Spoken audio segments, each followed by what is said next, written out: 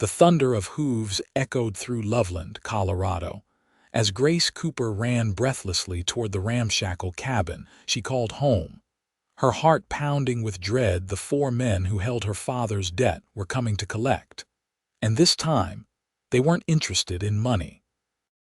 It was 1878, and the West had swallowed better people than her father, William Cooper, a man with grand dreams but poor judgment.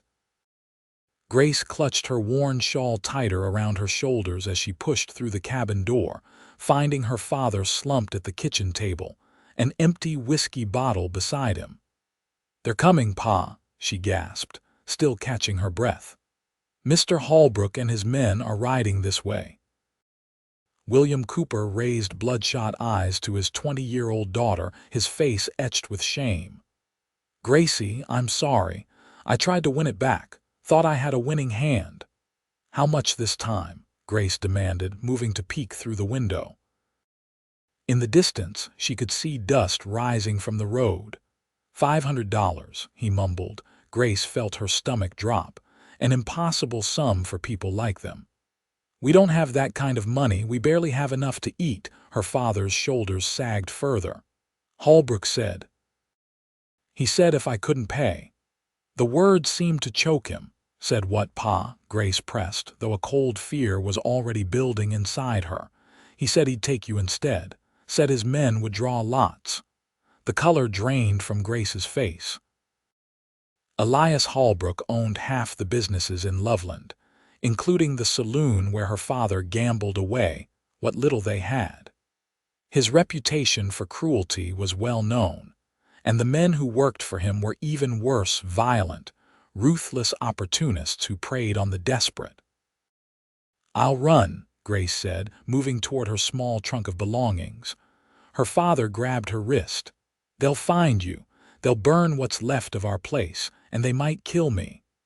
Before Grace could respond, the sound of horses approaching silenced them both. She peered through the window again, seeing 4 riders dismount Holbrook, a portly man with a meticulously trimmed beard flanked by 3 of his enforcers. "Cooper, get out here," Holbrook's voice boomed. William stood shakily. "Stay inside, Gracie." But Grace followed him out onto the porch. She wouldn't cower inside while her fate was being decided. Holbrook's cold eyes fixed on her immediately. Well, here she is. Might be worth more than the debt, boys." The 3 men with him, a wiry man with a pockmarked face, a hulking brute with a broken nose, and a younger man with cruel eyes, all stared at Grace as if assessing livestock. "Please, Mr. Holbrook," William pleaded. "Give me more time. I can get your money." Holbrook laughed. "You've had 3 months, Cooper. I'm a businessman, not a charity." He gestured to Grace. "The arrangement was clear. You pay your debt or we take something of equal value." Grace felt a chill run through her. "I am not property to be traded," she said firmly, despite her fear. "Brave little thing," said the pockmarked man, stepping forward. "I like that." "So do I," said the brute. "I call first claim on her." The younger man spat tobacco juice near Grace's feet. "We'll draw lots like the boss said." Holbrook seemed amused by their eagerness. "Gentlemen, patience. We need to settle the business first." He turned to William. "Cooper, I'm giving you one last chance. My $500 by sundown or your daughter pays your debt, in whatever way my men see fit." William swayed slightly, his face ashen. "I don't have it. You know I don't." "Then we have a deal." Holbrook smiled coldly. "We'll return at sunset to collect." As they mounted their horses to leave, the younger man called out, "Better pack pretty dresses, girl. Where you're going, you'll need to look nice for customers." Their laughter echoed as they rode away, leaving Grace and her father in stunned silence. "What have you done?" Grace whispered, her voice breaking. William collapsed onto the porch steps, his head in his hands. "I'll fix this, Gracie. Somehow." But they both knew there was nothing he could do. In 6 hours they would return, and Grace's life would be over. Inside the cabin, Grace moved mechanically, packing her few belongings. She wasn't sure why. She certainly wouldn't need her mother's handkerchief or her treasured copy of Pride and Prejudice, where she was headed. But the familiar actions calmed her racing thoughts. "I could try to borrow from the Wilsons," William suggested, watching her from the doorway. "The Wilsons have 5 children and barely enough for themselves," Grace replied flatly. "Maybe Pastor Edwards." "Pa, stop." Grace set down the dress she was folding. "You've borrowed from everyone who would lend to you, and you lost it all." She didn't mention that most of it went to whiskey before it ever saw a poker table. Her father seemed to age before her eyes. "I never thought it would come to this." Grace looked at him, this broken shell of the man who had once carried her on his shoulders and promised her mother he'd keep their daughter safe. After her mother died of tuberculosis 3 years ago, William Cooper had steadily disappeared into a bottle, emerging only to make increasingly desperate attempts to reclaim their dwindling fortunes through gambling. A knock at the door made them both jump. "They're early," William whispered, fear lacing his voice. But when Grace cautiously opened the door, it wasn't Holbrook or his men. It was Tyler Hayes, a cowboy who worked at the Silver Creek Ranch north of town. Grace knew him by sight, but had spoken to him only a handful of times when he came to the general store where she worked. "Miss Cooper," he said, removing his hat to reveal dark hair matted from the wide brim. His face was tanned from long days in the sun, with piercing blue eyes that seemed to look straight through her. "May I come in?" Grace hesitated, then stepped back to allow him entry. "Mr. Hayes, what brings you here?" Tyler Hayes was tall and lean, with shoulders broadened by years of hard work. At 28, he had a reputation as a skilled horseman and a fair man, though he kept mostly to himself. Some said he had come west to escape a past in Boston, but like many in the frontier, no one asked too many questions about where a man had been before. "I was in town," he explained, "and overheard something concerning at Holbrook's saloon." His eyes moved from Grace to her father. "Something about a debt and payment." William flushed with shame, unable to meet the cowboy's gaze. Grace lifted her chin. "It's not your concern, Mr. Hayes. With respect, Miss Cooper, I believe it is." Tyler's voice was steady. "Holbrook and his men were discussing their plans for you quite openly. It's not something decent folks should ignore." "And what would you know about our situation?" Grace challenged, though her defiance was a thin veil over her fear. "I know Holbrook is a predator who's ruined half the families in this territory," Tyler replied evenly. "And I know what they intend for you isn't something I can stand by and watch happen." William finally spoke, his voice breaking. "Unless you've got $500 to spare, there's nothing to be done." Tyler's expression remained unreadable. "How much time do you have?" "Until sunset," Grace answered. Tyler nodded thoughtfully. "Then we have a few hours to solve this problem." Grace asked, surprised. "Yes, Miss Cooper. We." His blue eyes held hers steadily. "I don't make a habit of riding to the rescue, but I also don't abide by men who treat women like chattel." For the first time since Holbrook's visit, Grace felt a flicker of hope, though she quickly tamped it down. Hope was a luxury she couldn't afford. "Why would you help us?" she asked. "You barely know us." Tyler's gaze shifted to the window, as if checking the position of the sun. "Let's just say I've seen what men like Holbrook do, and I've regretted not stepping in before."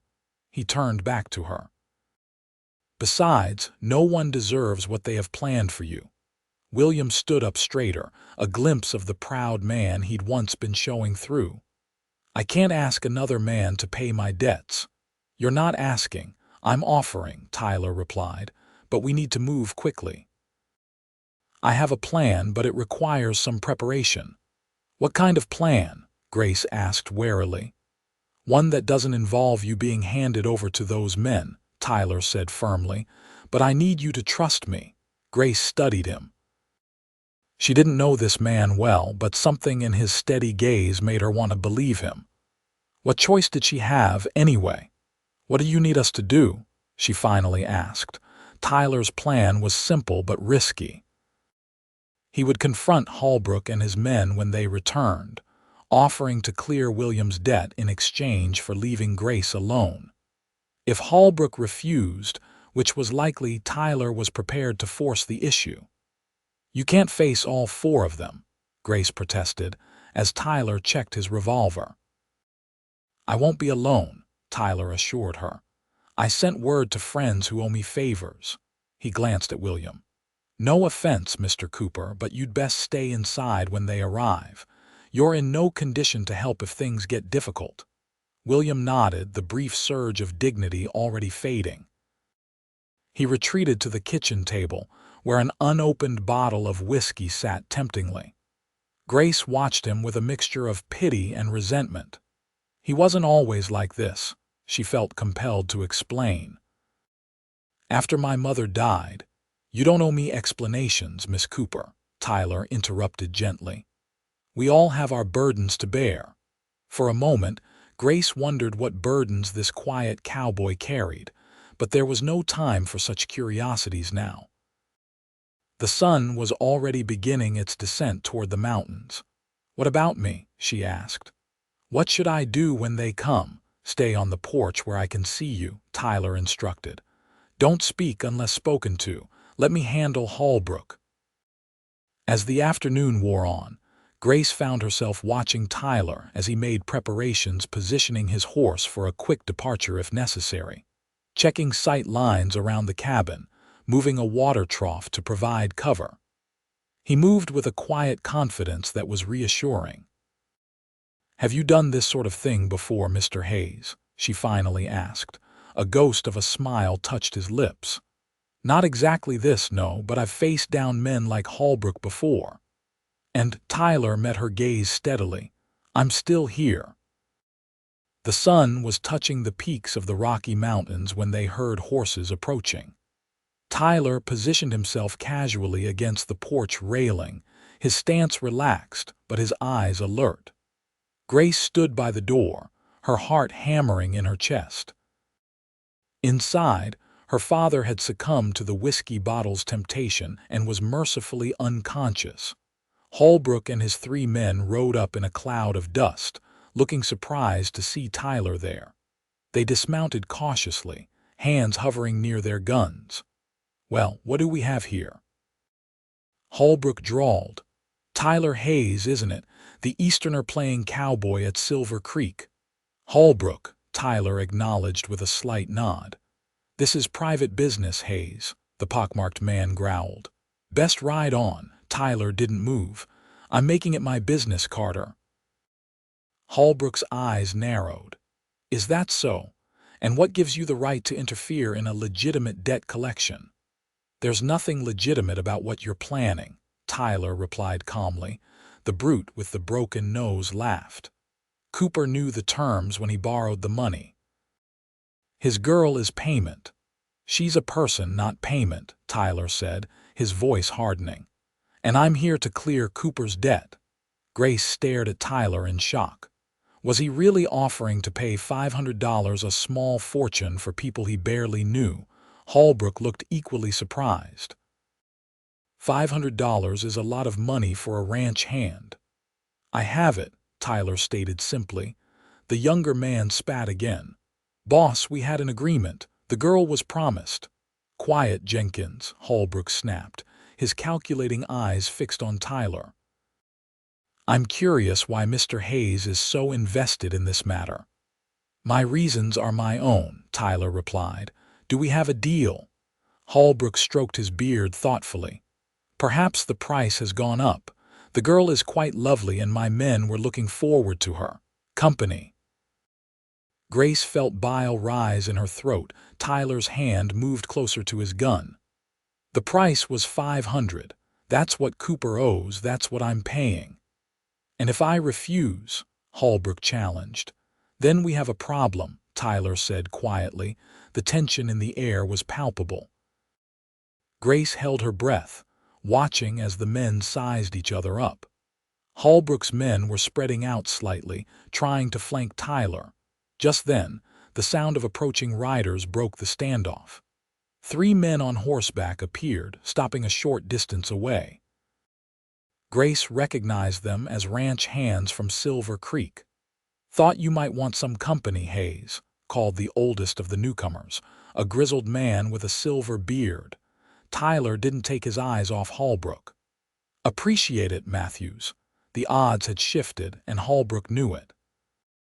His confident smile faltered slightly. "Well now," he said, adjusting his jacket, "this is becoming quite the social gathering." "Just business," Tyler replied evenly. $500 to clear Cooper's debt completely, and Miss Cooper stays here, untouched and free." Holbrook glanced at his men, whose hands still hovered near their weapons, then back at Tyler and his reinforcements. After a tense moment, he shrugged with exaggerated nonchalance. "Very well, Hayes. If you're fool enough to throw away good money on these people, who am I to stop you?" Tyler reached into his vest and pulled out a small leather pouch. He tossed it to Holbrook, who caught it one-handed and quickly verified the contents. "I want a receipt," Tyler said, "and I want you to say it clear so everyone here hears it." Holbrook's face darkened at being dictated to, but he complied. "William Cooper's debt is paid in full," he announced loudly. "We have no further business with him. Or his daughter. And she's free," Tyler prompted. Holbrook's eyes flashed with anger, but he forced a thin smile. "And the girl is free, of course." The pockmarked man, Carter, stepped forward. "This ain't right, boss. You promised—" "Shut up, Carter," Holbrook hissed. "We're leaving." But Carter wasn't ready to give up so easily. His hand dropped to his gun. "I don't take orders from rich boys playing cowboy." Everything happened in an instant. Carter drew, but Tyler was faster, his revolver clearing its holster in a fluid motion. The shot rang out and Carter stumbled backward, clutching his shoulder. "Anyone else?" Tyler asked quietly, his gun still raised. The other men raised their hands slightly, showing they weren't looking for trouble. "Get him out of here," Holbrook ordered the brute, who helped Carter back onto his horse. "This isn't over, Hayes," Holbrook added in a low voice. "For today it is," Tyler replied. The 4 men mounted their horses and rode away, Carter cursing through his pain, Holbrook's rigid back radiating fury. When they were out of sight, Tyler holstered his gun and turned to Grace. She was staring at him with wide eyes. "Are you all right, Miss Cooper?" he asked. Grace nodded mutely, then found her voice. You paid my father's debt, all of it." "I did. And you said I'm free." Tyler's expression softened slightly. "Because you are. That's not the kind of debt anyone should have to pay." The other ranch hands approached, and Tyler thanked them for coming. They exchanged a few words before riding off, leaving Tyler alone with Grace. "Why?" she asked when they were gone. "Why would you do this for strangers?" Tyler looked at her for a long moment. "Because it was the right thing to do," he finally said. "And because no one did it for my sister when she needed it."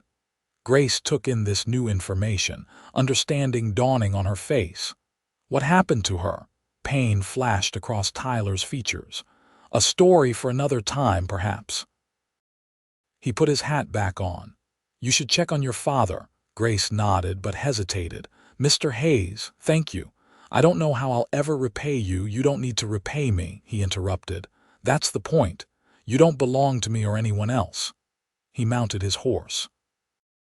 "Good evening, Miss Cooper." As he turned to leave, Grace called after him, "Will I see you again?" Tyler paused, looking back at her. "I expect so. Loveland's not that big." With that, he rode away, leaving Grace standing on the porch, watching until he disappeared from view. Inside, William Cooper was stirring, having slept through the entire confrontation. Grace sat heavily in a chair, her mind reeling from everything that had happened. She was safe, her future her own again, because of the unexpected kindness of a man she barely knew. For the first time in years, she allowed herself to cry. The next morning dawned clear and cool, a typical autumn day in Colorado. Grace rose early, as was her habit, and prepared for work at Jenkins' general store. Her father was still asleep, and she left him a note explaining that Holbrook's debt had been paid and they were safe. She didn't mention Tyler Hayes by name, knowing her father's shame would only deepen at owing such a debt to another man. That was a conversation for later, when William was sober enough to understand. As Grace walked the half-mile into town, she couldn't help scanning the streets for a glimpse of her unexpected savior. But there was no sign of Tyler or any of the Silver Creek hands. Perhaps that was for the best. She wasn't sure what she would say to him in the clear light of day. Mrs. Jenkins greeted Grace at the store with her usual motherly concern. "You look tired, dear. Everything all right at home?" "Yes, madam," Grace replied automatically, tying on her apron. "Just didn't sleep well." The older woman gave her a knowing look, but didn't press further. Mrs. Jenkins and her husband had always been kind to Grace, especially after her mother's death. They had even kept her employed when William's reputation for drinking and gambling began to affect how people treated his daughter. The morning passed quietly, with Grace stocking shelves and helping the occasional customer. Around midday, the bell above the door jingled and she looked up to see Tyler Hayes entering the store. Her heart gave an unexpected leap, which she immediately tried to suppress. "Mr. Hayes," she greeted, hoping her voice sounded normal. "What can I help you with today?" Tyler removed his hat, those piercing blue eyes finding hers across the room. "Miss Cooper, I need some supplies." He glanced around the store where Mrs. Jenkins was pretending not to watch them with interest. "And perhaps a word with you if you have a moment." Grace nodded, leading him to the back of the store where they kept the feed and tools. "Is everything all right?" she asked once they were relatively private. "Holbrook hasn't caused more trouble, has he?" "No, nothing like that," Tyler assured her. "I wanted to check that you and your father were well." "We are, thanks to you." Grace fidgeted with her apron. "Mr. Hayes, about the money, I told you not to worry about that," he interrupted gently. $500 is not a sum I can ignore," Grace persisted. "I insist on repaying you even if it takes years." Tyler studied her for a moment, taking in her determined expression. "You're proud," he observed. "I respect that, but the debt was never yours to begin with." "It wasn't yours either," Grace countered. A ghost of a smile touched Tyler's lips. "True enough." He seemed to consider something. "Would it ease your mind to have some way of working it off?" Grace nodded cautiously. "Yes, it would. Silver Creek could use help," Tyler said after a moment. "The ranch owner's wife is expecting their third child, and she's been looking for someone to help with the house and the children." Grace blinked in surprise. "You're offering me a job, if you want it," Tyler clarified. "The pay is fair, and you'd have a room of your own in the main house." "It would be honest work, Miss Cooper, not charity." The offer was unexpected but tempting.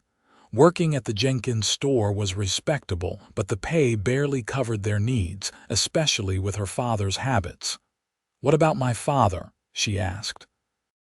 "There's work for him too if he wants it," Tyler said, though his tone suggested he had doubts about William Cooper's reliability. "The ranch always needs hands." Grace bit her lip, considering. "I would need to speak with the Jenkinses. They've been good to me, and I wouldn't want to leave them without notice." "Of course," Tyler agreed. "Mrs. Thornton, the ranch owner's wife, doesn't need help immediately. Think about it and let me know." Grace nodded. "I will, and thank you, Mr. Hayes. Not just for yesterday, but for this opportunity." Tyler replaced his hat.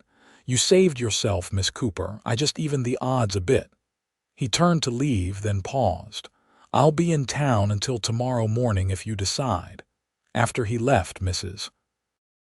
Jenkins appeared almost immediately at Grace's side. "What did Tyler Hayes want?" she asked, eyes bright with curiosity. "And don't tell me supplies, because that man barely said 2 words to anyone before yesterday." Grace hesitated, then decided the truth or part of it was best.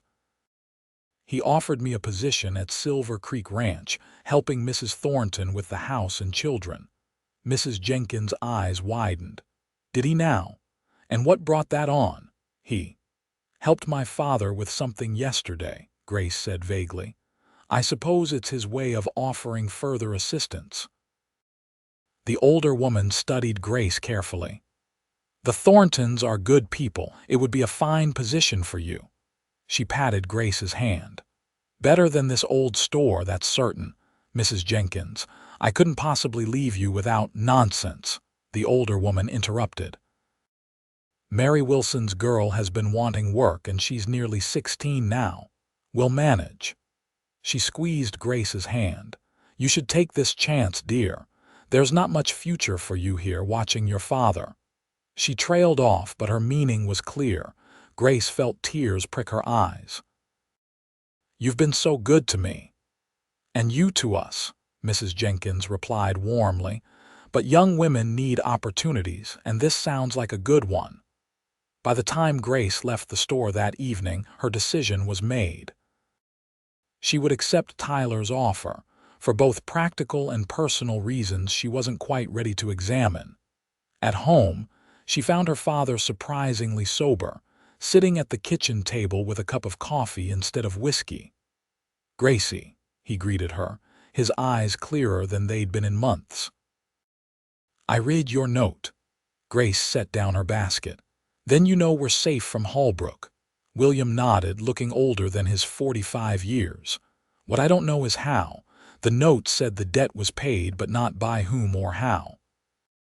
Grace took a deep breath and told her father everything: how Tyler Hayes had intervened, paid the debt, and confronted Holbrook and his men.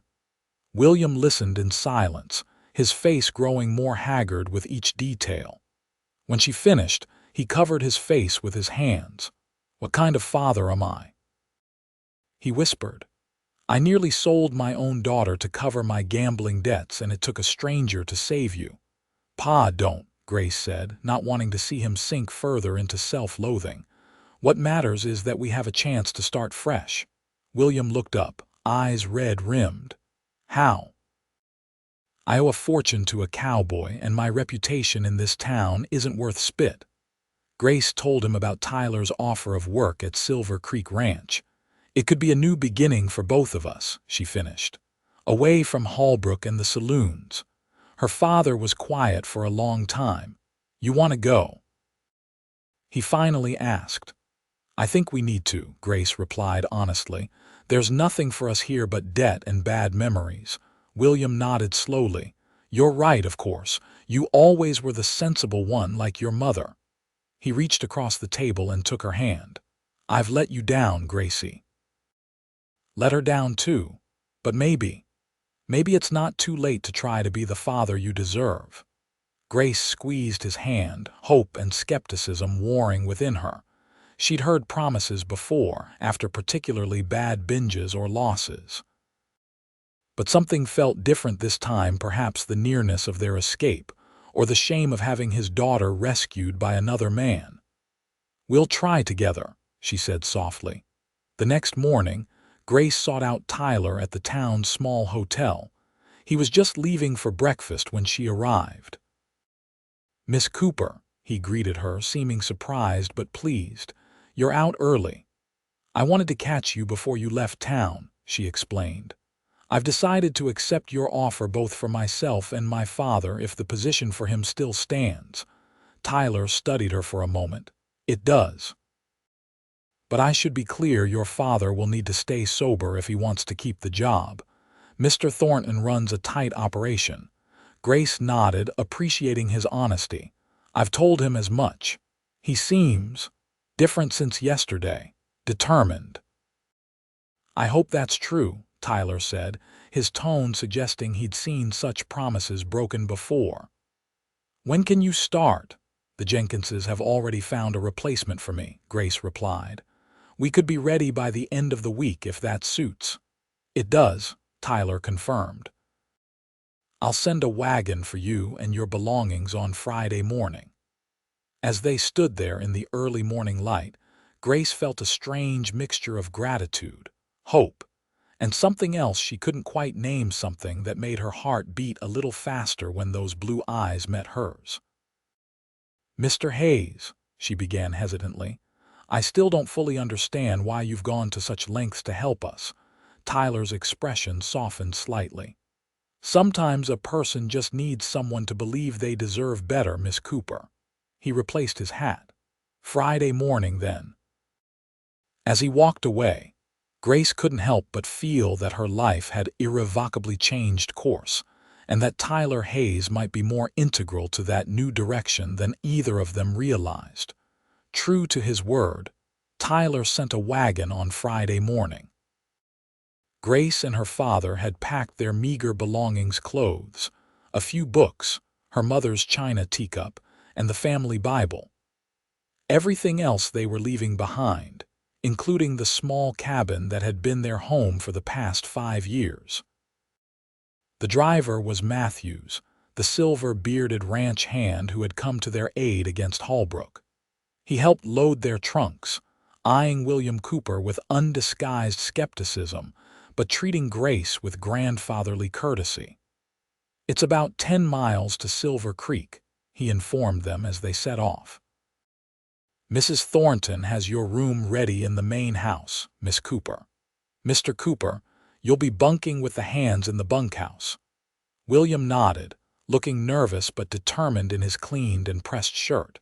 He hadn't touched a drop of alcohol in 3 days, a record in recent memory. "I'm grateful for the opportunity, Mr. Matthews." The older man grunted noncommittally. "Hayes vouched for you. Don't make him regret it." The ride took them north of Loveland, through rolling grasslands that eventually gave way to a picturesque valley cradled by distant mountains. Silver Creek Ranch was larger than Grace had imagined, a sprawling operation with a handsome 2-story main house, several outbuildings, a large barn, and fenced pastures where cattle and horses grazed.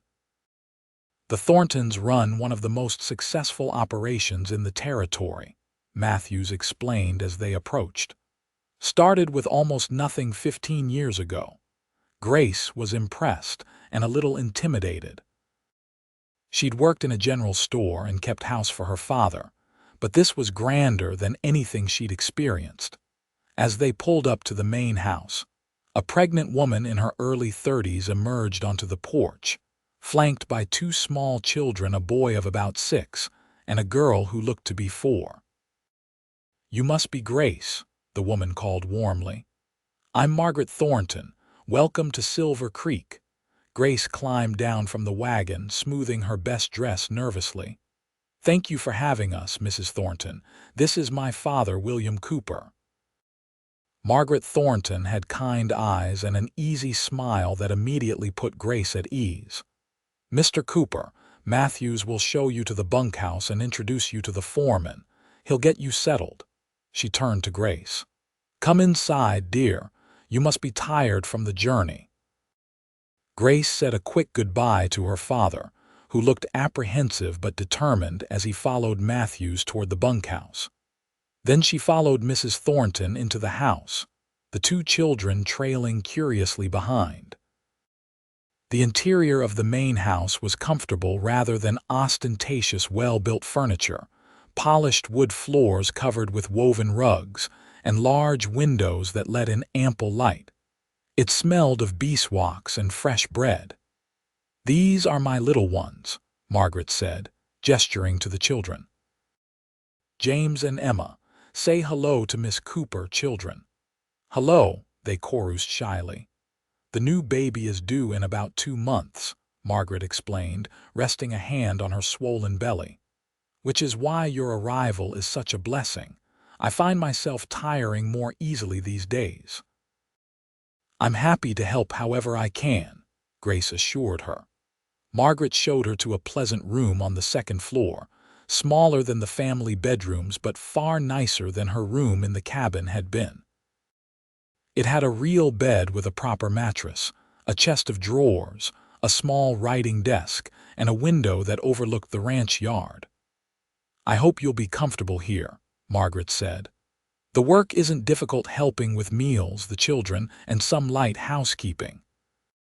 We have a woman who comes in twice a week for the heavy cleaning."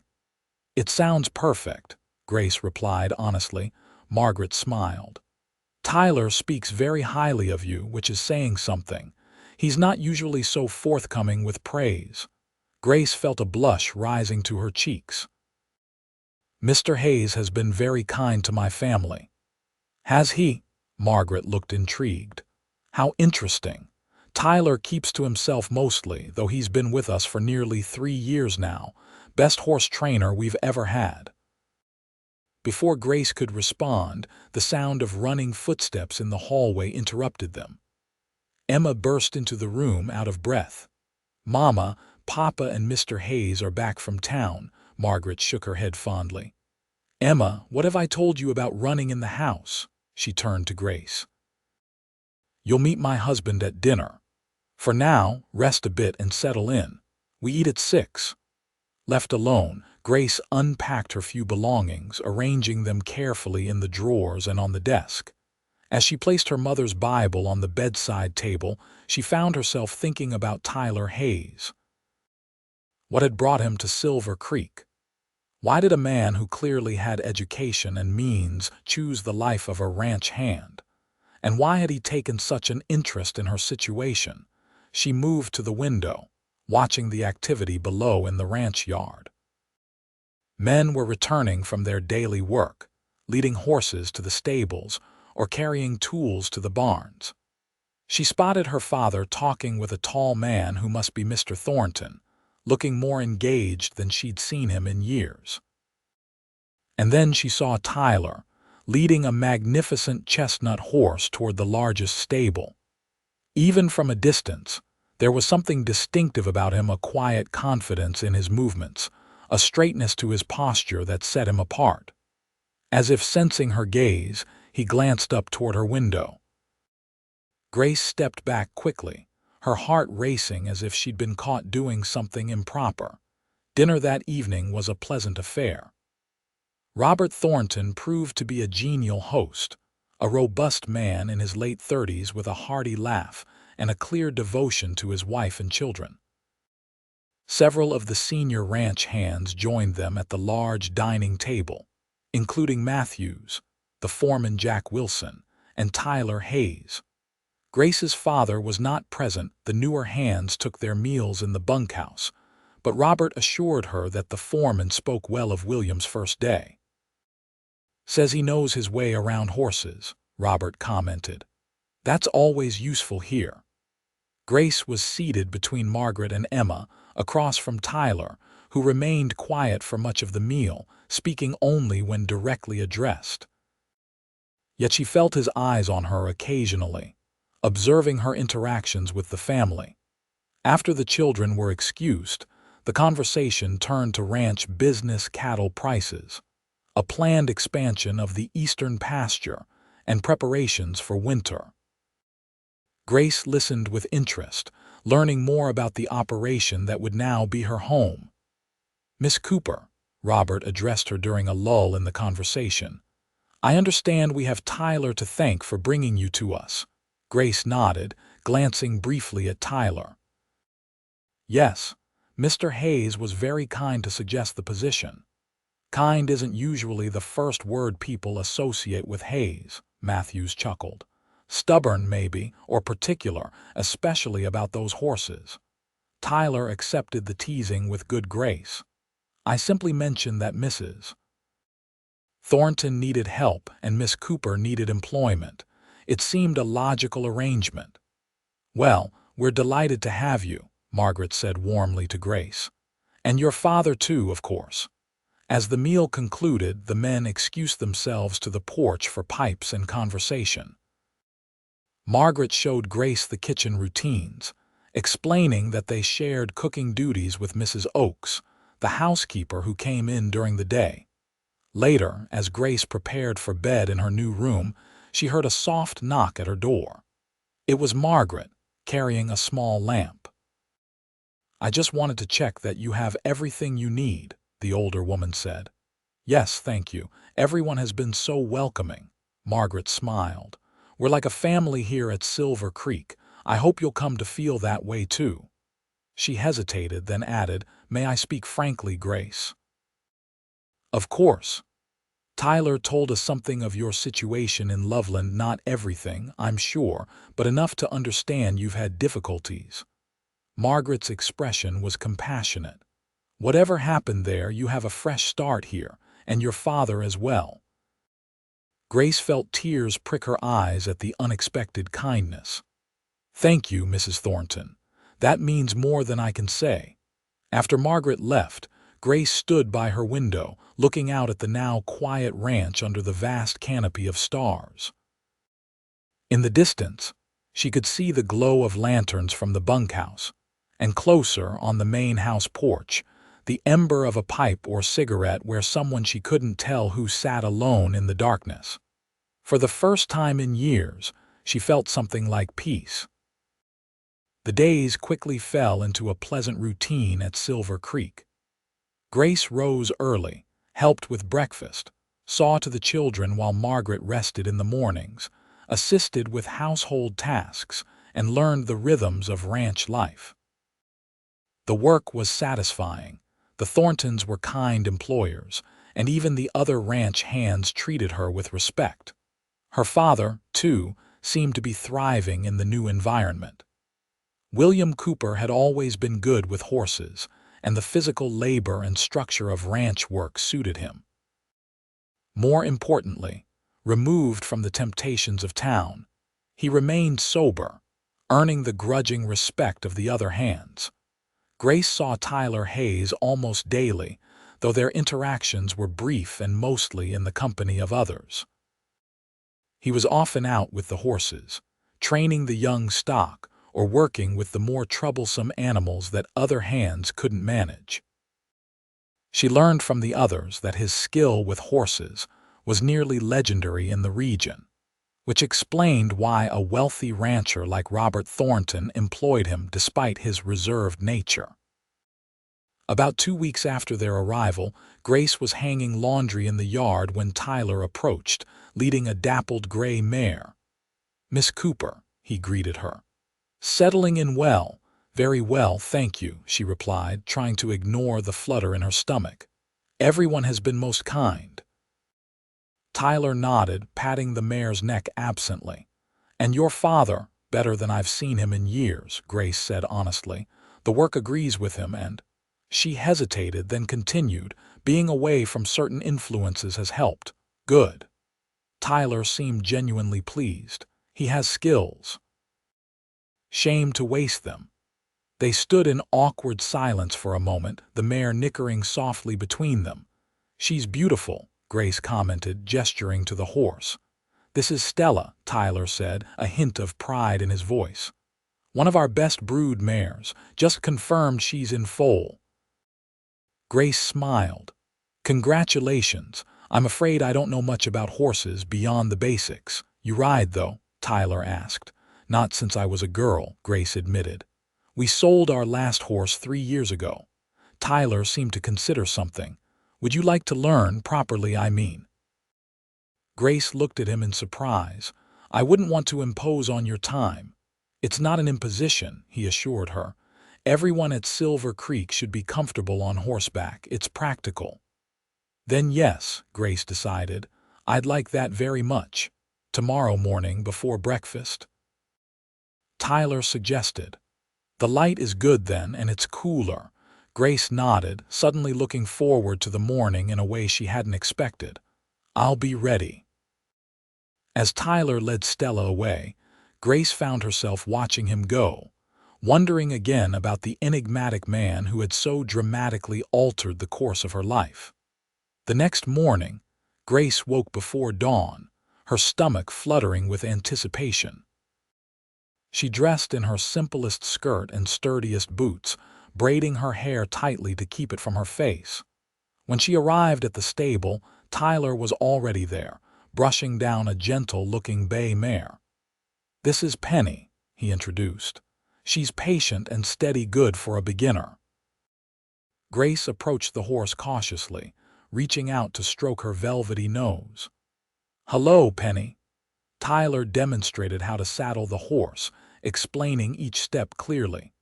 His hands moved with practiced efficiency, and Grace tried to memorize the sequence of actions. "Your turn," he said, removing the saddle again. "Best way to learn is by doing." Under his watchful eye, Grace repeated the process. Her first attempt was clumsy, but Tyler's instructions were patient and precise. When she finally tightened the last strap correctly, she looked up to find him watching her with something like approval. "Good," he said simply. "Now mounting." For the next hour, Tyler taught her the basics of horsemanship: how to mount properly, how to hold the reins, the correct posture, and the subtle signals used to direct the horse. His teaching style was straightforward and calm, never making her feel inadequate even when she made mistakes. They stayed in the corral, Penny responding docilely to Grace's inexpert commands as they walked in circles and practiced simple turns. By the time the sun was fully up, Grace felt more confident, and Tyler pronounced her a quick study.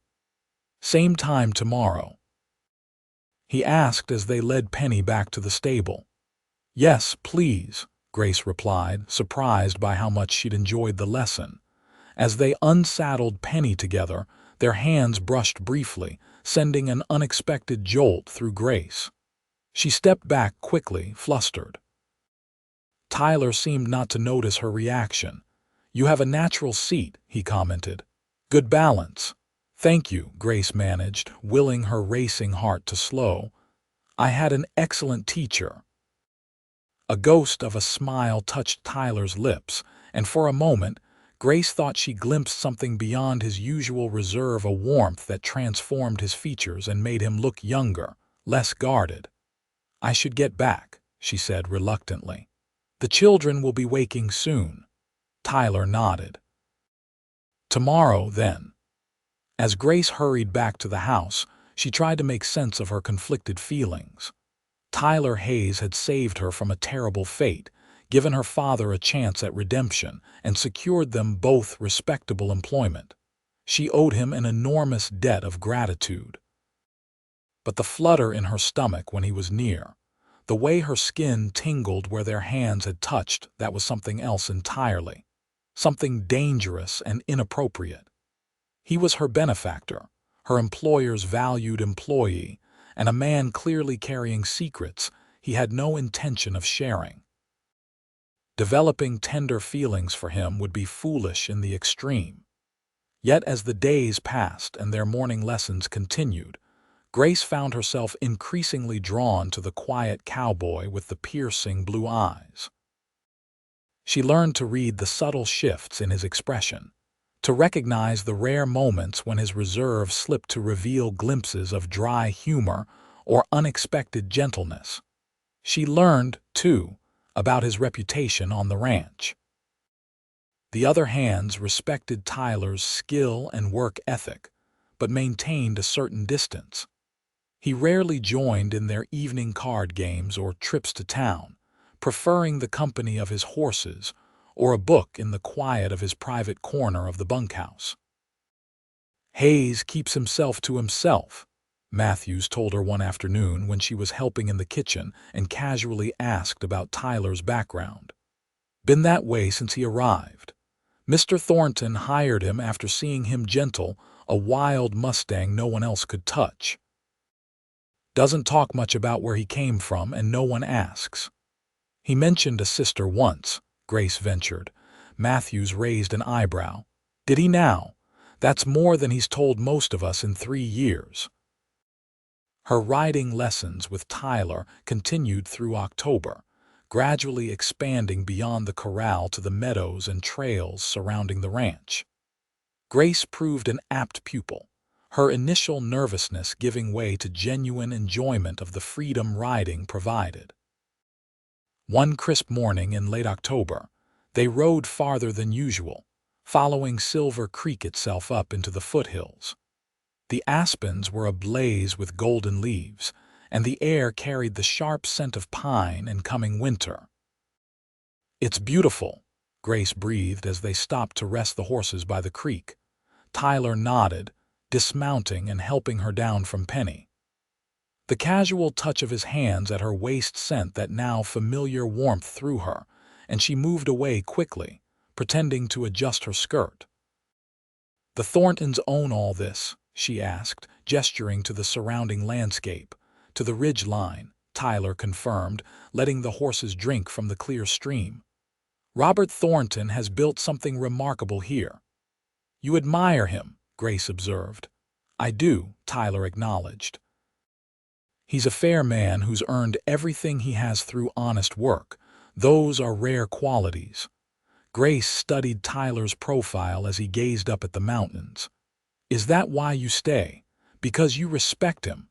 Tyler turned to look at her, those blue eyes thoughtful. "Partly. And because Silver Creek has become a kind of home." "But not your real home," Grace guessed. A shadow crossed his features. "No, that's long gone." Sensing she was treading on delicate ground, Grace changed the subject. "Margaret says the baby could come any day now. She's hoping for another boy, though Robert insists he wants another daughter." Tyler smiled slightly. "The children adore you." "And I them," Grace replied honestly. "Emma follows me everywhere, and James has decided I need to learn all about cattle brands and rope tying." "You've made a place for yourself here," Tyler observed. "As has your father." Grace nodded gratefully. "Thanks to you." They stood in companionable silence for a moment, watching the play of light on the water. Grace was acutely aware of Tyler beside her, his steady presence, the faint scent of leather and pine that seemed to cling to him, the controlled strength in his posture. "We should head back," he finally said, sounding almost reluctant. "Storm brewing." He nodded toward the western sky, where dark clouds were gathering over the distant peaks. As they mounted and turned the horses homeward, large snowflakes began to fall, earlier in the season than usual. By the time they reached the ranch yard, the snow was coming down in earnest, and the temperature had dropped dramatically. "Winter's arrived early," Robert Thornton commented as they stabled the horses. "Good thing you got back when you did. This looks to be a real blizzard brewing." He was right. By nightfall, the storm had intensified into a howling tempest, wind driving snow against the windows and drifting against the buildings. The ranch hands brought in additional firewood and checked on the livestock, battling the elements to ensure the animals were secure. Grace helped Margaret prepare extra food, knowing the men would return cold and hungry from their work. When they finally came in, stamping snow from their boots and rubbing numb hands, she served hot coffee and stew, moving efficiently among them. Tyler was among the last to enter, snow crusting his hat and coat. His face was wind-burned, his expression grimmer than usual. "Everything secure?" Robert asked him. "Mostly," Tyler replied, accepting the coffee Grace offered with a nod of thanks. "But there's a problem with the south pasture herd. The creek's rising with the snowmelt coming down from higher up, and they're cut off. If it keeps rising, they could be in trouble." Robert frowned. "How many head?" "About 40, including some of the pregnant heifers." The rancher rubbed his jaw thoughtfully. "Too valuable to lose. We'll need to move them at first light, assuming we can get through." "If the storm lets up," the foreman added doubtfully, glancing toward the windows where snow still pelted the glass. "I'll go check the creek level again before dawn," Tyler offered. "If there's a window of opportunity, we should take it." Grace felt a twist of worry as she listened to their planning. The storm was fierce, and the thought of anyone venturing out in it, especially Tyler, filled her with dread. Later, as she was clearing dishes, Tyler approached her privately. "Your father volunteered to help with the herd tomorrow," he told her. "I wanted you to know."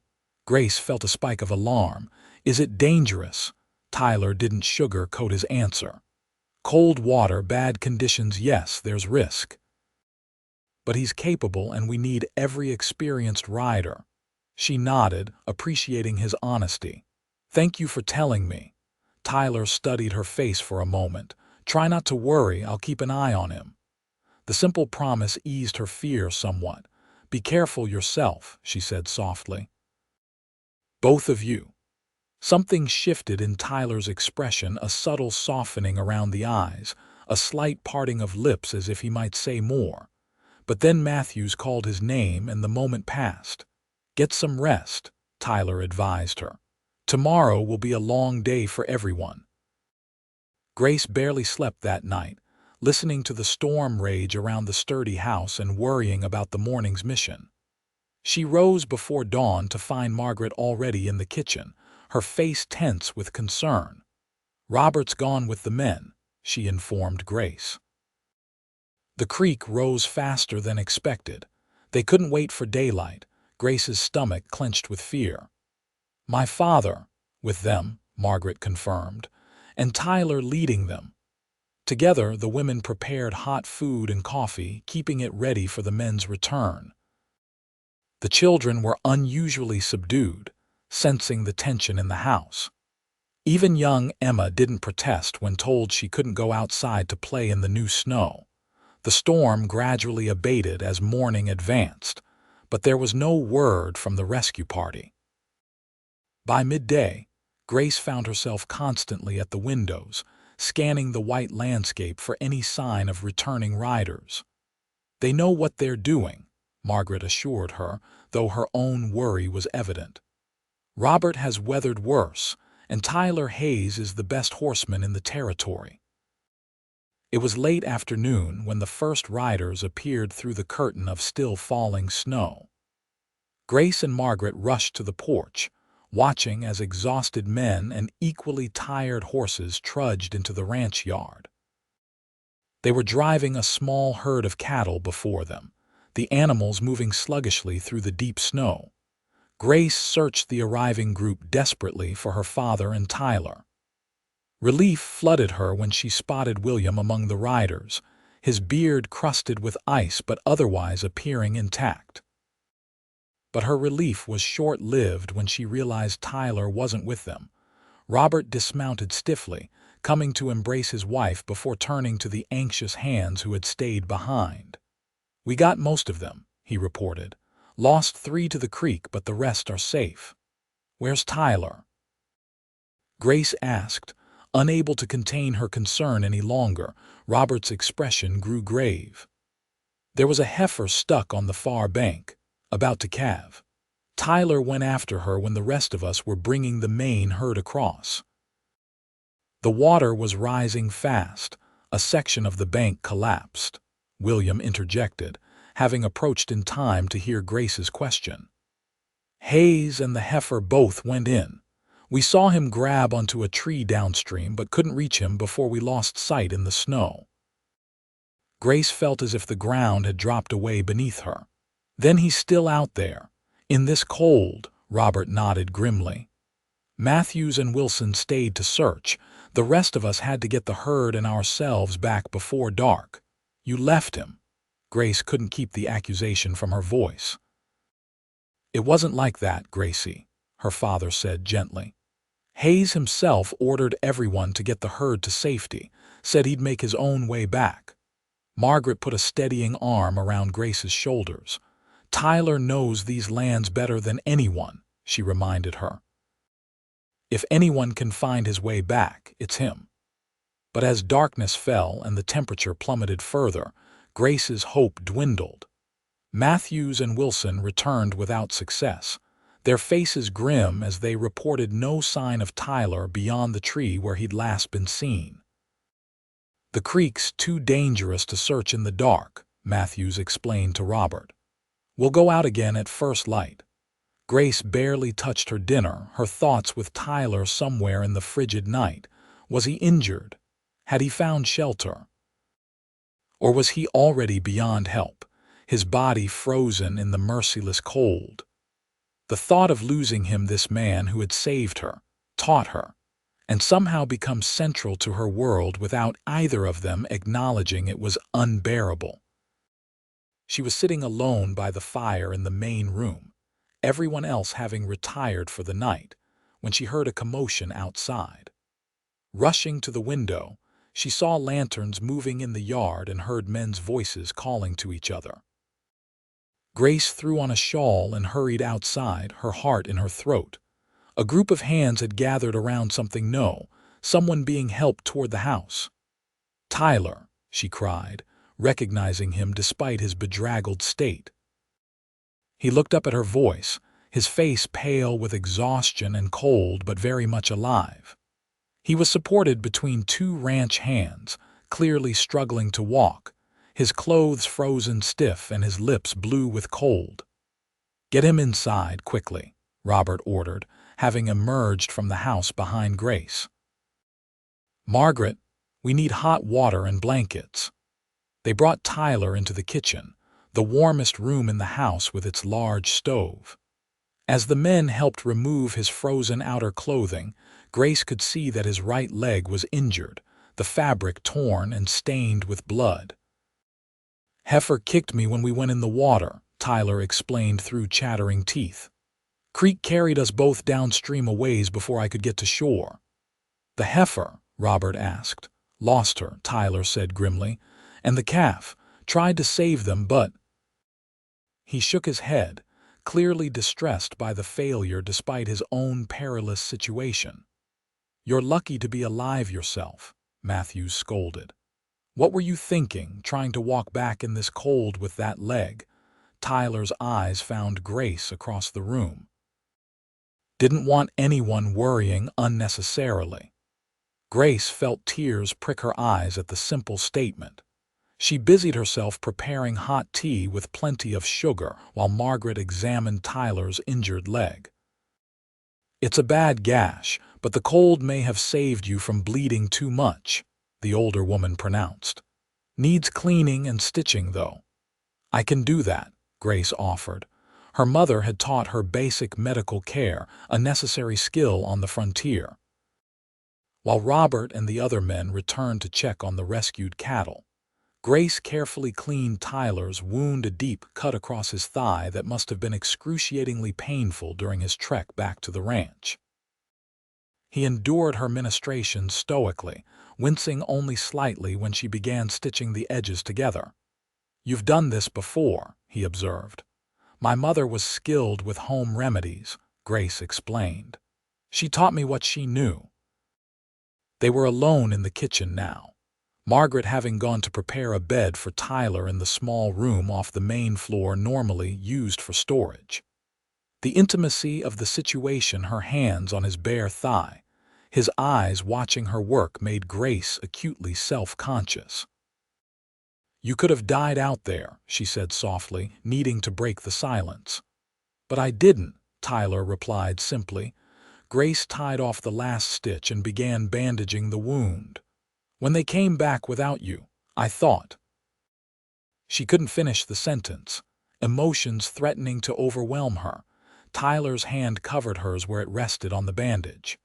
"I'm not easy to get rid of, Miss Cooper." The touch of his cold fingers sent warmth radiating up her arm. Grace looked up to find those blue eyes watching her with an intensity that made her breath catch. "Grace," he said quietly, "I think, after everything, you might call me Grace." A slight smile touched his lips. "Grace," he repeated, as if testing the feel of her name. "And I'm Tyler, not Mr. Hayes or the cowboy who paid your father's debt."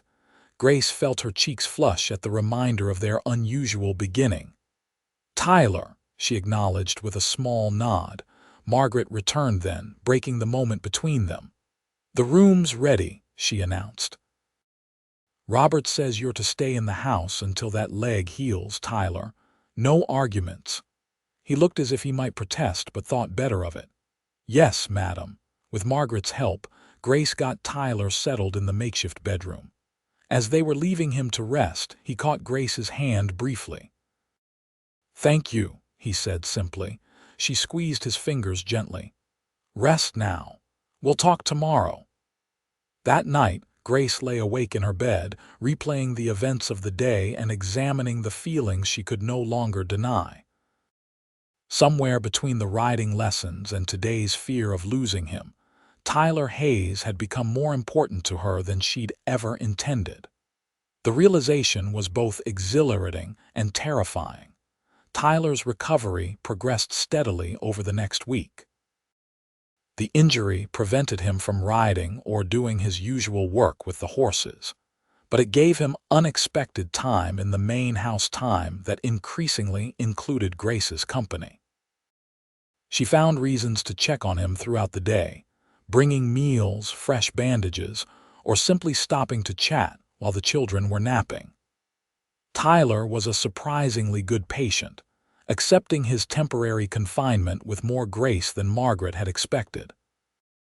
"Must be your nursing," she teased Grace one afternoon. "He's usually restless as a caged mountain lion when he can't work." Grace blushed at the implication but couldn't deny that their relationship was shifting.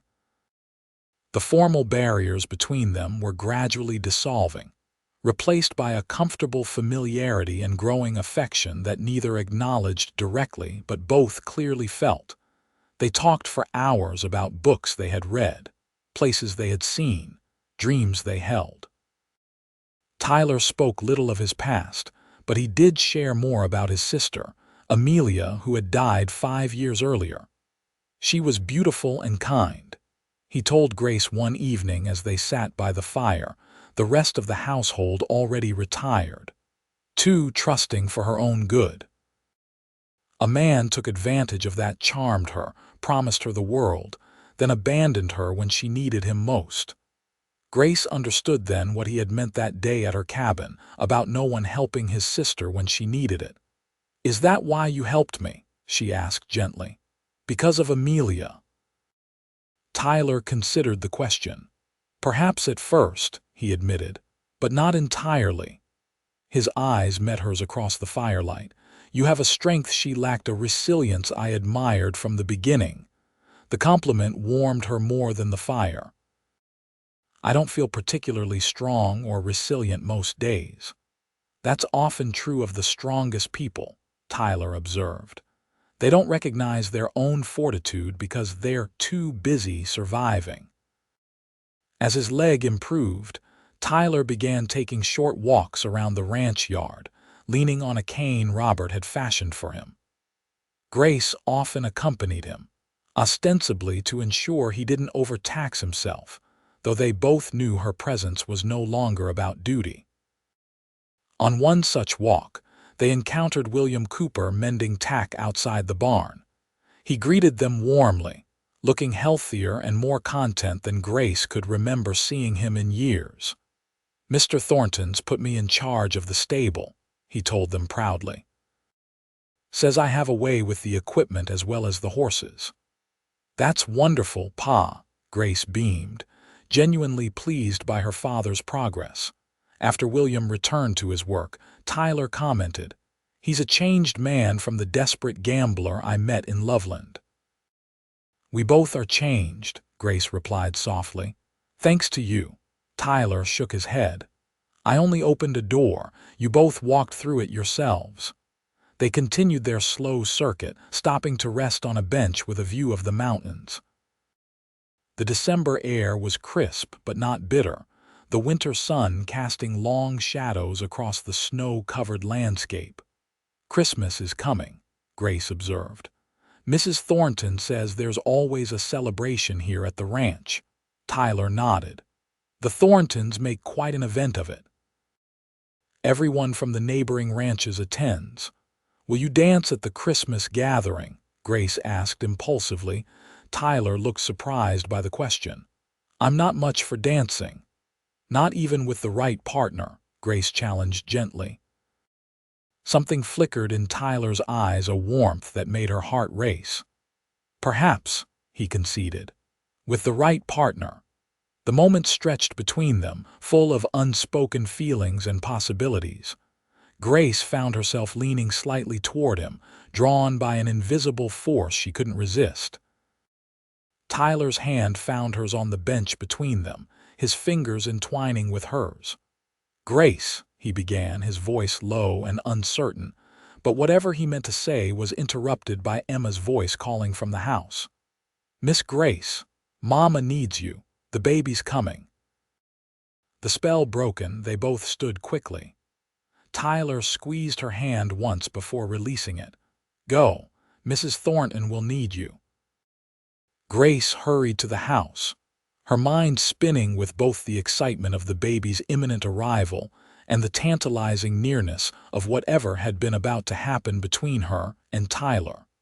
Margaret Thornton's labor progressed rapidly. By midnight, she had delivered a healthy baby boy, whom she and Robert named Samuel. Grace assisted the midwife throughout, gaining a new appreciation for both the danger and wonder of childbirth. When it was over and mother and baby were resting comfortably, Grace finally emerged from the bedroom, exhausted but exhilarated. To her surprise, Tyler was waiting in the main room, apparently having refused to retire until he heard the news. "A boy," Grace told him, smiling tiredly. Perfect in every way.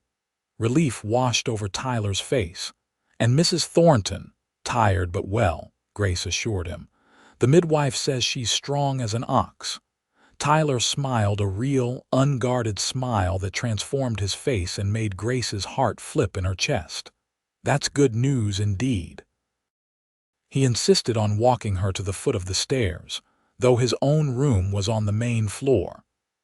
As they paused at the bottom step, Tyler reached out to tuck a stray strand of hair behind her ear, his fingers lingering against her cheek. "You're remarkable, Grace Cooper," he said softly. Before she could respond, he leaned forward and pressed a gentle kiss to her forehead.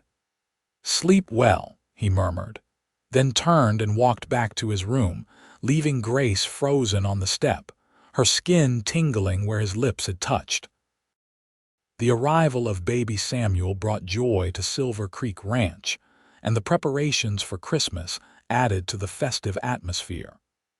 Grace found herself busier than ever, helping Margaret with the infant while also assisting with holiday arrangements. Tyler returned to the bunkhouse once his leg was sufficiently healed, resuming his duties with the horses though still avoiding any strenuous riding. Their private moments became fewer, but the connection between them had undeniably deepened. Each glance, each brief touch when their paths crossed, carried greater significance. A week before Christmas, a letter arrived for Tyler. Grace noticed his expression darken as he read it, and later that day she overheard him discussing something urgent with Robert Thornton. That evening, Tyler sought her out as she was finishing her chores in the kitchen. "I need to go to Denver," he said without preamble. "Business that can't wait." Grace felt a stab of disappointment. "When will you leave?" "Tomorrow morning." "I should be back before Christmas, assuming the trains are running on schedule." She nodded, trying not to show how much his imminent departure affected her. "Is everything all right?" Tyler hesitated. "An old matter that requires attention, nothing for you to worry about." But there was something in his manner that concerned her attention she hadn't seen since their earliest encounters. "Tyler, if there's anything I can do—" "There isn't," he interrupted, more brusquely than was his habit with her. Seeing her hurt expression, he softened immediately. "I'm sorry. This is complicated. Will you tell me about it when you return?" Grace asked. Tyler's gaze held hers for a long moment. "Yes," he finally promised. "When I return, we'll talk properly about many things." The words sent a flutter of anticipation through her, despite her worry. Whatever was taking him to Denver, he intended to come back, and when he did, it seemed they might finally address the feelings growing between them. Tyler left early the next morning, before Grace was awake. She found herself counting the days until his expected return, trying not to imagine all the things that might prevent it. 4 days before Christmas, a fierce snowstorm descended on the region, halting travel and isolating the ranch. Grace tried not to worry, telling herself Tyler was safely in Denver and would return when conditions improved. But as Christmas Eve approached with no sign of him and no word, her concern grew. The Thorntons' Christmas celebration went ahead as planned, though on a smaller scale due to the weather preventing guests from neighboring ranches from attending. The main house was decorated with pine boughs and ribbons. A large tree stood in the corner of the main room, and delicious smells filled the kitchen as Grace and Margaret prepared the feast. William Cooper joined them for Christmas Eve dinner, looking happier and healthier than he had in years. He presented Grace with a small gift, a hand-carved wooden horse which he had made himself. "It's beautiful, Pa," she said, genuinely touched by the thoughtful present. "Tyler's been teaching me carving," William explained. "Says I have a natural eye for it." The mention of Tyler cast a momentary shadow over the gathering. Robert cleared his throat. "I'm sure Hayes will be back as soon as the trains are running again. No use worrying about him, he's as resourceful as they come." But Grace did worry, especially as the night wore on with no sign of his return. After everyone else had retired, she remained by the window in the main room, watching the moonlit snow and hoping against hope to see a lone rider approach. The sound of the door opening startled her from her vigil. She turned to see Margaret entering in her dressing gown, baby Samuel in her arms. "This little one is restless tonight," Margaret explained. "I thought walking might soothe him." She studied Grace's face in the firelight. "You're worried about Tyler." It wasn't a question. Grace nodded, not bothering to deny it. "He should have been back by now." Margaret settled into a chair, adjusting Samuel against her shoulder. "May I speak frankly, Grace?" "Of course." "I've known Tyler Hayes for 3 years, and in that time, I've never seen him look at anyone the way he looks at you." Grace felt her cheeks warm. "I don't know what you mean." Margaret smiled knowingly. "I think you do, and I think you feel the same way about him." Unable to deny the truth, Grace simply nodded. "Tyler is a good man," Margaret continued, "but he carries burdens from his past that he rarely shares. Whatever took him to Denver may be part of that past." "He promised to tell me when he returned," Grace said quietly. "Then he will," Margaret assured her. "Tyler Hayes is a man of his word." They sat in companionable silence for a while, the only sounds the crackling of the fire and Samuel's occasional coos. Eventually, Margaret rose to return to bed, pausing to touch Grace's shoulder gently. "He'll come back," she said with certainty. "Men like Tyler always find their way home when there's someone worth returning to." After Margaret left, Grace remained by the window a while longer before finally retiring to her own room. Sleep eluded her as she wondered where Tyler was tonight and what complicated business had taken him away. Christmas Day dawned clear and cold, the storm having finally passed. The children were up at first light, eager to open their presents and celebrate the holiday. Grace put on a cheerful face for their sake, joining in their excitement and helping Margaret prepare the special breakfast. As they were clearing away the breakfast dishes, the sound of approaching horses drew everyone's attention. Robert went to the window, then broke into a wide smile. "Well, look who's made it home for Christmas after all," he announced. Grace's heart leapt. She hurried to the door, not caring who noticed her eagerness, and stepped onto the porch just as Tyler dismounted from his horse. He looked tired and cold, but his face lit up when he saw her. "Merry Christmas," he called, striding toward the house. "Merry Christmas," Grace replied, unable to keep the joy from her voice. "We were worried. Trains were stopped for 2 days because of the storm," Tyler explained as he reached the porch. "I ended up riding the last 20 miles." Before she could respond, the door burst open behind her, and the children tumbled out, shouting greetings and demanding to know if Tyler had brought them presents from the city. He laughed a free, unrestrained sound Grace had rarely heard from him and produced small packages from his saddlebags. "Let the man come inside and warm up before you pester him to death," Robert chided good-naturedly, ushering everyone back into the house. Throughout the festive Christmas dinner, Grace found her gaze repeatedly drawn to Tyler. Something about him seemed different, lighter somehow, as if a burden had been lifted. He participated in the conversation more than usual, even joining in when Robert led the family in Christmas carols. It wasn't until late afternoon, when the celebration was winding down, that Tyler managed to speak to Grace privately.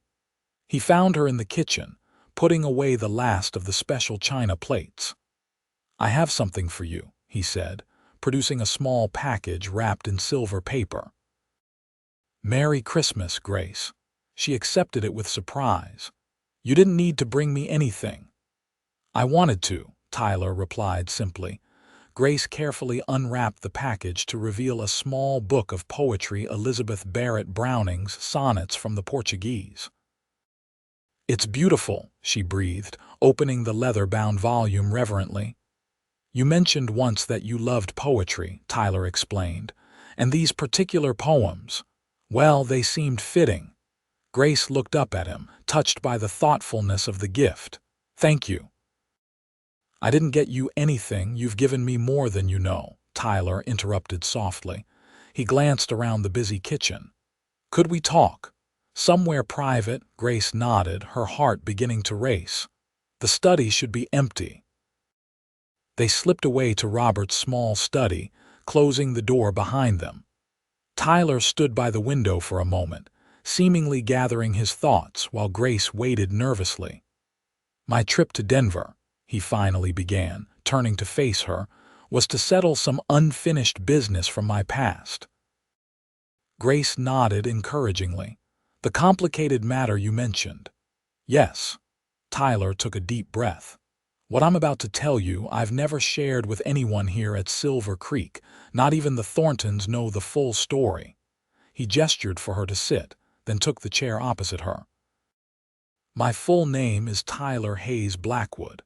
I come from a wealthy Boston family with interests in banking and railroads." He smiled wryly at her startled expression. "Not what you expected from a ranch hand, I imagine." "No," Grace admitted. "Though I always suspected you had education beyond most cowboys." Tyler nodded. "Harvard, actually, followed by a promising career in my father's bank. I was engaged to the daughter of another prominent family, a match arranged more for business than affection, though Caroline was a lovely woman." Grace tried to ignore the pang of jealousy at the mention of another woman. "What happened, my sister Amelia?" Tyler continued, his expression darkening. "She fell in love with a man named James Holbrook." Grace gasped. "Holbrook, not Elias Holbrook's nephew," Tyler confirmed grimly. "James was handsome, charming, and utterly without conscience. He seduced Amelia, promised to marry her, then abandoned her when she told him she was with child." Understanding dawned on Grace. "That's why you intervened in Loveland. It wasn't just about me, it was about Holbrook." "Partly," Tyler acknowledged. "When I heard his name and then learned what he planned for you, it was like history repeating itself. I couldn't stand by this time." "What happened to Amelia?" Grace asked gently. Pain flashed across Tyler's face. "She was devastated by James's abandonment and terrified of the scandal. Our father was a rigid man, obsessed with the family's reputation. When he discovered her condition, he disowned her." Tyler's hands clenched into fists. "I tried to help her, but I was away on business when she took her own life." Grace reached out impulsively, covering his clenched hand with her own. "Oh, Tyler, I'm so sorry." He turned his hand to clasp hers. When I returned and learned what had happened, I was consumed with guilt and rage. I confronted my father, denounced his cruelty, and broke off my engagement, causing exactly the kind of scandal he had tried to avoid. "And James Holbrook?" Grace asked. "I tracked him to Chicago, intending to call him out for what he'd done. But when I found him, he was already ruined, gambling debts, alcohol, living in squalor. Killing him would have been a mercy." Tyler's expression was hard. "Instead, I left him to his misery and headed west, determined to leave my old life behind." "But the Holbrooks followed you," Grace surmised. "Elias came to Loveland." Tyler nodded. "Not deliberately, I think. The West isn't that big when you consider the limited number of men with money and ambition. I recognized him immediately in Loveland, though he didn't know me, James, and I had never met." "Why Denver?" Grace asked, returning to his recent trip. "What unfinished business took you there?" Tyler's expression softened. "My father died 2 months ago. His lawyers have been trying to locate me since then. The letter that arrived was from my mother, asking me to come to Denver to meet with the family attorney." "To claim your inheritance?" Grace guessed. "Yes, my father apparently had a change of heart in his final years.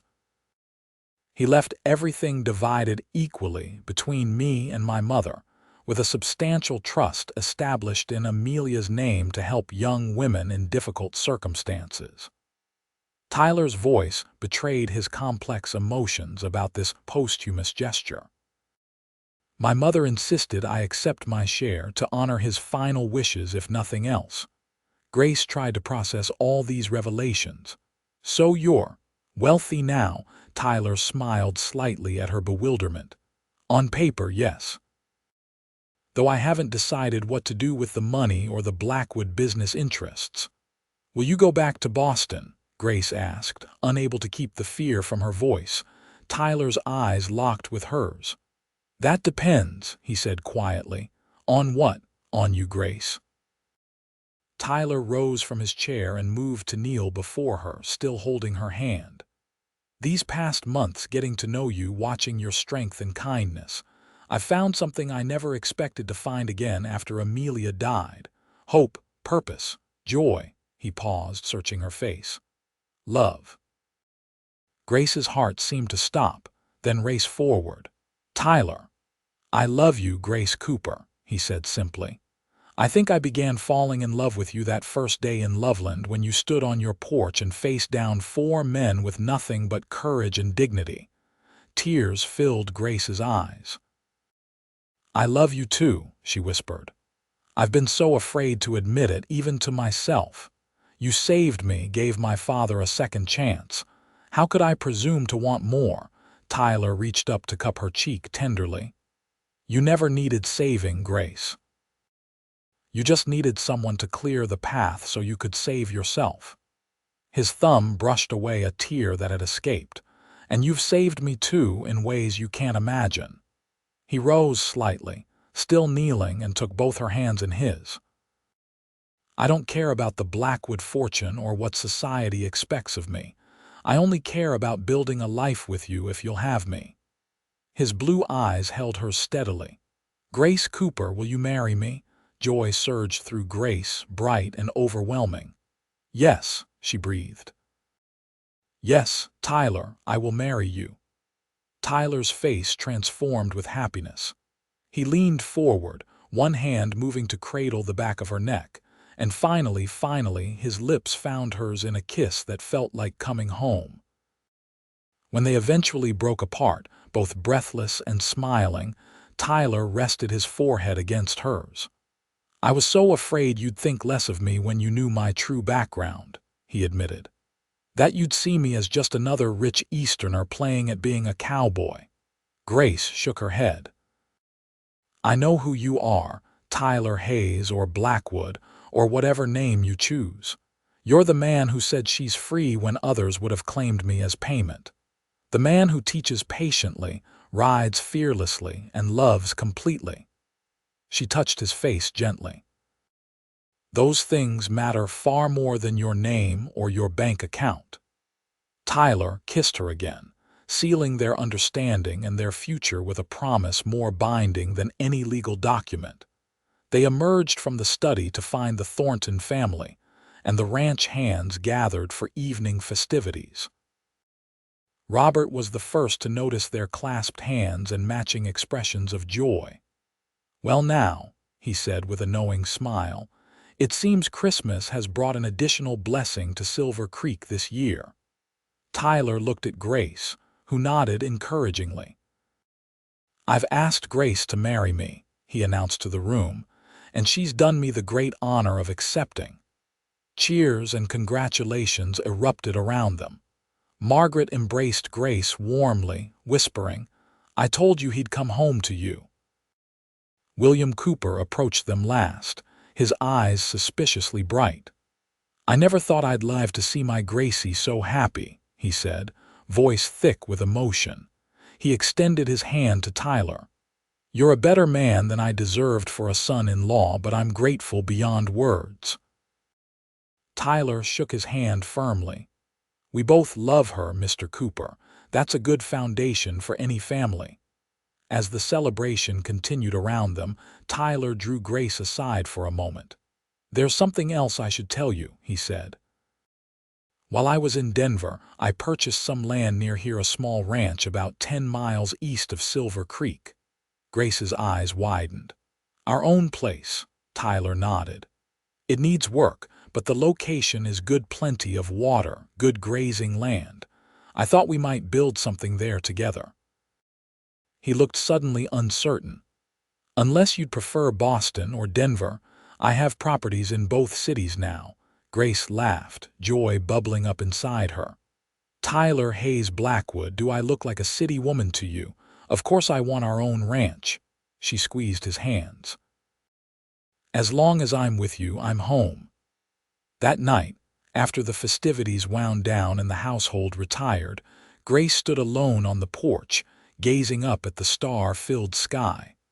The cold was bitter, but she barely felt it, warmed by the happiness glowing within her. The door opened behind her and Tyler stepped out, draping a warm blanket around her shoulders. "Stargazing?" he asked, wrapping his arms around her from behind. Grace leaned back against his solid warmth. "Giving thanks," she corrected. "6 months ago I thought my life was over. Now—" She turned in his arms to face him.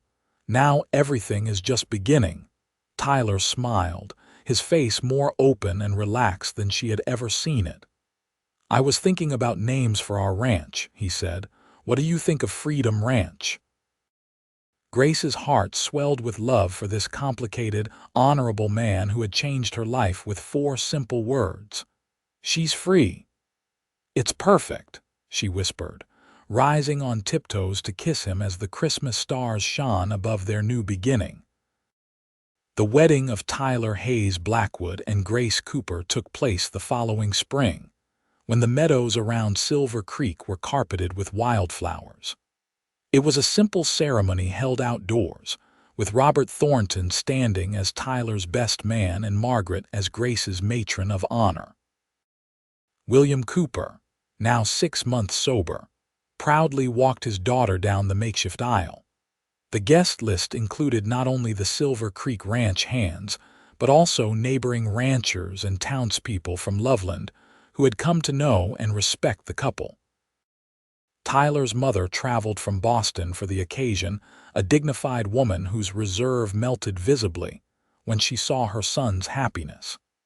Even Mrs. Jenkins closed her store for the day to attend, beaming with approval as Grace and Tyler exchanged their vows. "I promise to walk beside you, not in front of you or behind you," Tyler said, his voice steady and sure as he held Grace's hands in his. "To respect your freedom and nurture your strength, to love you faithfully all the days of my life." Grace, radiant in a simple white dress with wildflowers in her hair, responded with equal conviction. "I promise to be your partner in all things, to face whatever comes with courage and hope, to love you completely and honestly through all the seasons of our life together." The celebration afterward lasted well into the night, with music and dancing under lantern light. True to his word, Tyler danced with grace, surprising everyone with his grace and skill. "Another hidden talent of yours, Mr. Blackwood," Grace teased as he guided her expertly through a waltz. "One of many I hope to share with you, Mrs. Blackwood," he replied, his blue eyes twinkling with promises. Work on Freedom Ranch had begun immediately after their engagement. Tyler's inheritance provided the means to build a comfortable home and outfit the operation properly. But they both insisted on doing much of the work themselves, wanting to pour their own labor and love into their new beginning. William Cooper joined them in their venture, taking charge of the stables and horse breeding program. His skills with horses had always been exceptional, and without alcohol clouding his judgment, he proved to be a valuable partner. The trust Tyler placed in him completed his transformation from broken gambler to respected horseman.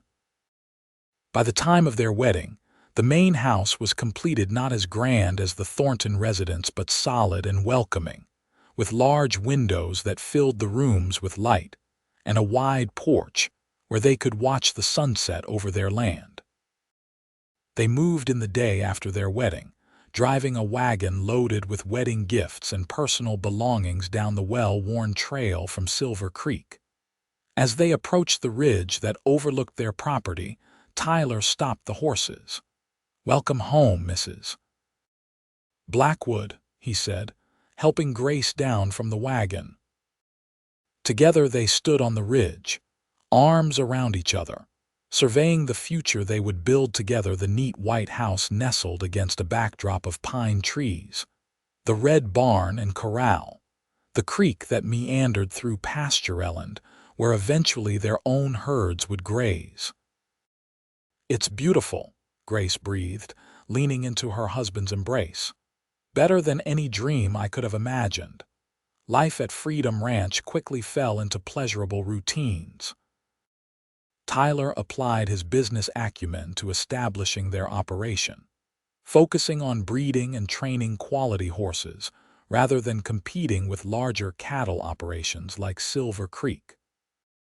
Grace kept the house and gardens, but also worked alongside Tyler in training the gentler mounts, developing a reputation of her own for working with nervous or injured animals.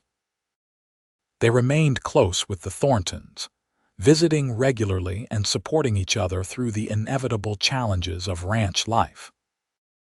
When a drought threatened the region the following summer, it was Tyler who organized the neighboring ranchers to share water resources and ensure everyone's survival. News from the east occasionally reached them. James Holbrook died in Chicago that winter, alone and forgotten.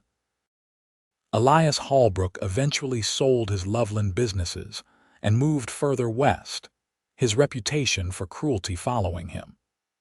The trust established in Amelia's name began its work in Boston, providing sanctuary and opportunities for young women in circumstances similar to those Grace had narrowly escaped.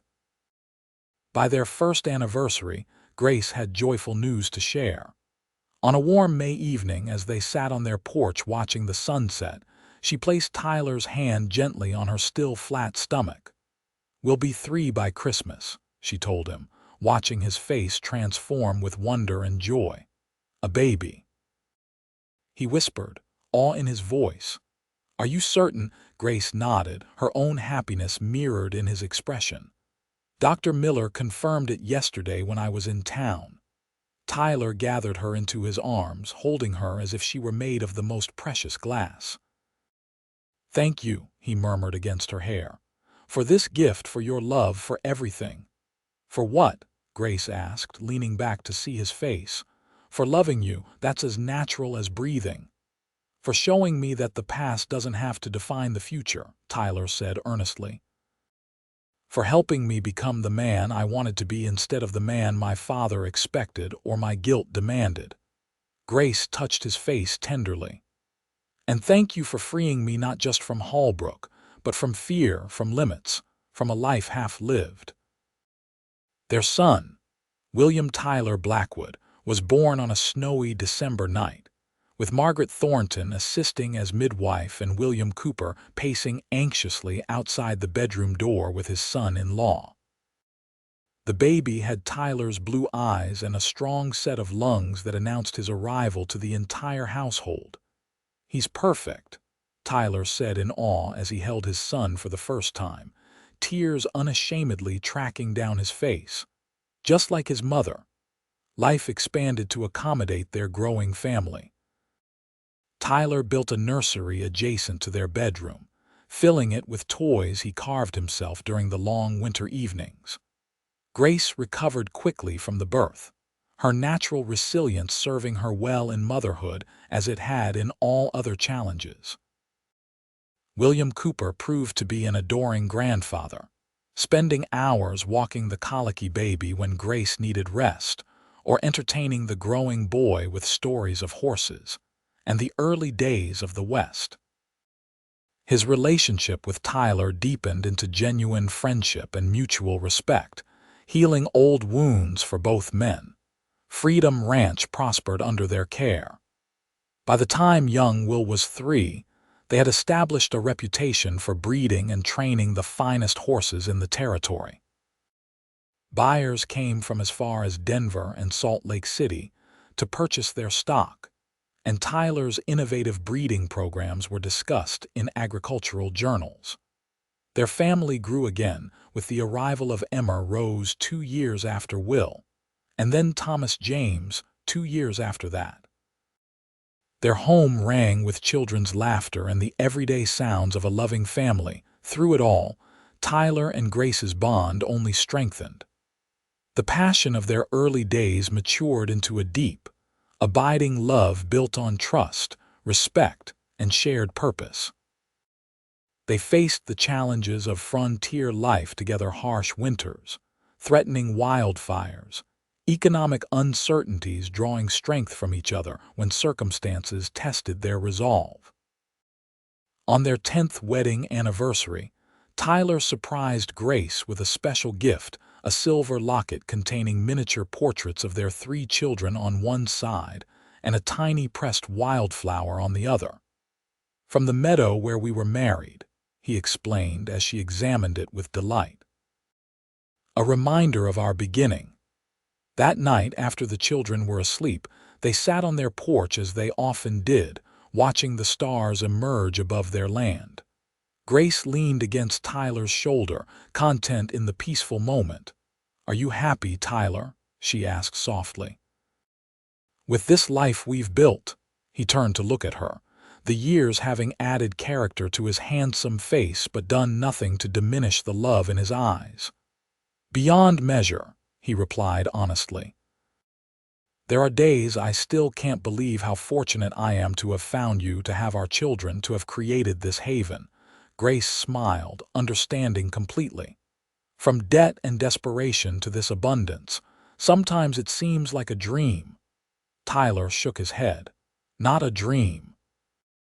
A choice, many choices made day after day, to trust, to work, to forgive, to love." He took her hand, pressing a kiss to her palm. "The best choice I ever made was saying those words on your porch in Loveland." "She's free," Grace quoted softly. "We both are," Tyler amended. "Free to choose our path, free to love without conditions, free to build the life we imagined." As they sat together under the vast Colorado sky, the house behind them filled with their sleeping children, their land stretching peacefully around them, Grace knew with absolute certainty that this was what true freedom meant: not the absence of bonds, but the presence of the right ones, freely chosen and joyfully maintained.